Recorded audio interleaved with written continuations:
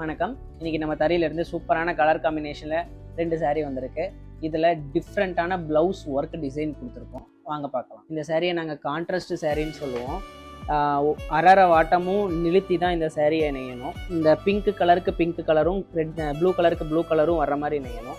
இந்த சாரீ பார்த்தீங்கன்னா இந்த நெய்யறதுக்கே 2.5 days to 3 days ஆகும். சூப்பரான கலர் காம்பினேஷனில் கொடுத்துருக்கோம். முந்தானி வந்து ரிச் பல்லு ஜரி ஒர்க்கு கொடுத்துருக்கோம். அதே ப்ளவுஸை பார்த்தீங்கன்னா போச்சம்பள்ளி டிசைனை கொடுத்துருக்கோம். இந்த ப்ளவுஸ் போடும்போது நமக்கு வந்து டிஃப்ரெண்ட்டாக தெரியும். சாரீ ஃபுல்லும் ஆல் ஓவர் புட்டா ஒர்க் கொடுத்துருக்கோம்.